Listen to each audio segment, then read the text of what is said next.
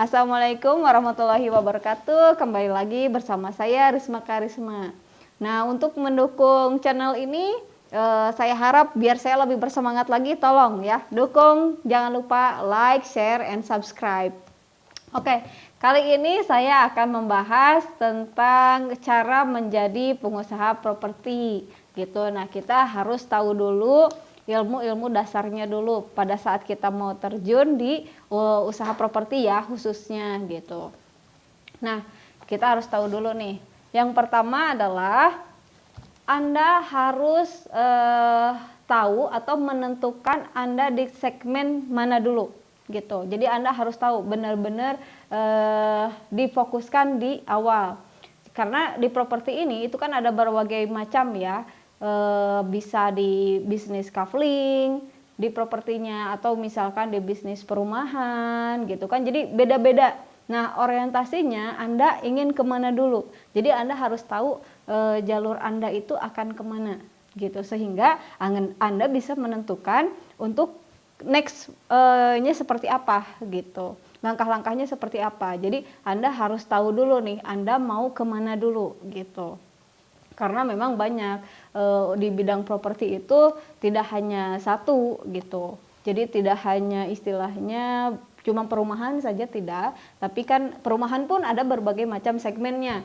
Perumahan bisa real estate-nya atau bisa kelas menengah ke bawahnya. Nah, Anda mau pilih yang mana gitu. Jadi harus memang benar-benar harus paham gitu. Terus yang kedua, Anda juga harus tahu ilmunya. Jadi ketika Anda sudah menentukan segmennya yang mana, ya contohnya misalkan di kafling, nah itu Anda harus tahu nih gitu. Jadi kriteria untuk di bidang kafling ini apa aja sih gitu. Langkah-langkahnya seperti apa sih gitu. Nah itu Anda harus menggali ilmunya gitu. Sehingga akan mempermudah Anda di kedepannya gitu. Soalnya banyak sih ya, karena beda-beda. Kalau misalkan kita di perumahan, ya itu kan harus tahu juga perizinannya seperti apa.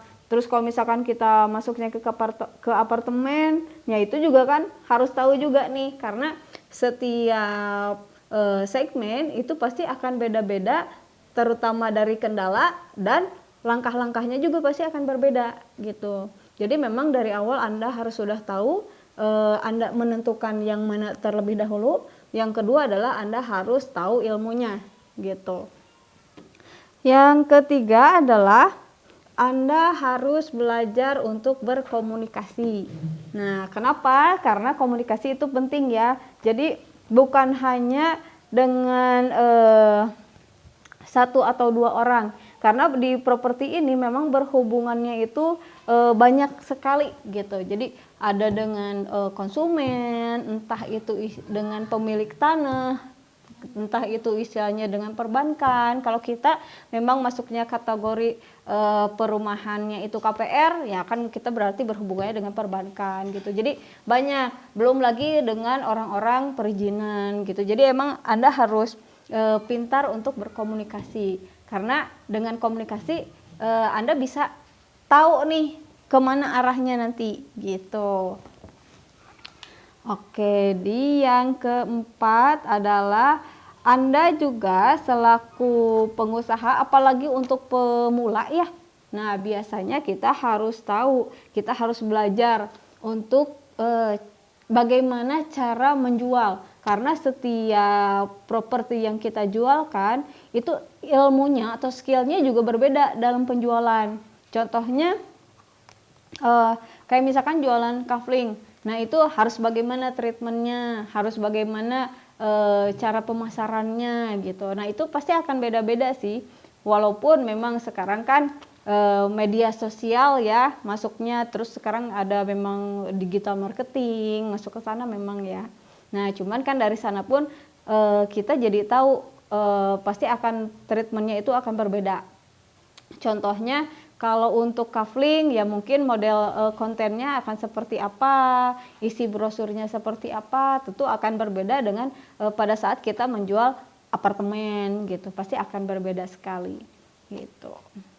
Terus Yang kelima adalah Anda harus belajar mengelola keuangan. Karena begini, ketika Anda sudah tahu, oh saya mau ini, misalkan mau bisnis di perumahan, tapi Anda tidak tahu cara mengelolanya.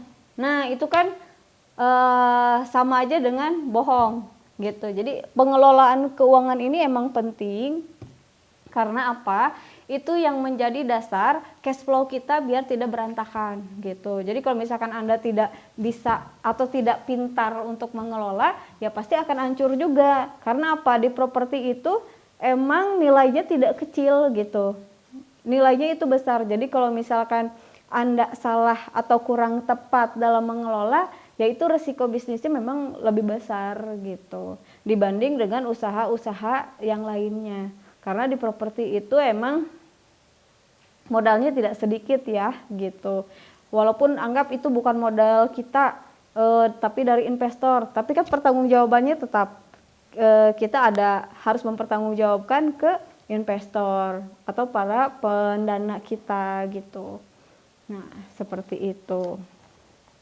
Jadi emang Anda harus pintar-pintar bagaimana mengelola keuangan Anda, terutama di cash flow-nya ya gitu. Nah, terus Anda juga, karena dari semua yang saya bicarakan barusan, kalau hanya sekedar tahu saja setelah Anda menonton ini, itu percuma.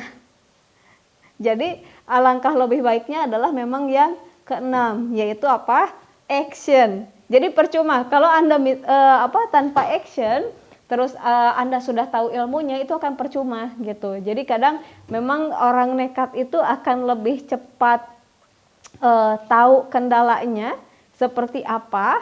Jadi kalau misalkan lari terus ketemu goalnya itu di mana atau untuk mendapatkan piala, orang yang terjatuh akan lebih cepat nyampe dibanding dengan orang yang berada di start dan dia tidak kemana-mana gitu. Walaupun padahal dia tahu dan larinya itu cepat, jadi akan percuma. Jadi menurut saya action itu adalah memang lebih penting. Karena kalaupun kita punya ide tapi tidak dijalankan, itu pasti akan sangat-sangat percuma sekali gitu. Karena beribu-ribu ide tanpa action ya sama saja dengan bohong gitu. Nah, paling itu. Jadi kalau untuk pengusaha-pengusaha pemula, ya saran dari saya, lakukan tahapan-tahapan yang tadi, terutama untuk di propertinya gitu. Ya Anda harus tahu dulu nih segmen mana dulu yang mau Anda ambil, terus yang keduanya ilmunya itu seperti apa. Itu urutan-urutannya Anda harus ikuti. Kenapa? Karena akan percuma kalau memang urutan-urutannya sudah tahu tapi Anda tidak action, juga itu pasti akan percuma gitu. Nah, paling sekian informasi dari saya. Mudah-mudahan dengan kita berbagi ilmu dan ini bermanfaat untuk Anda sekalian. Terus dukung channel ini dan saya bisa lebih maju lagi untuk memberikan informasi-informasi yang Anda butuhkan. Salam, saya Risma Karisma. Jangan lupa like, share, and subscribe. Dadah.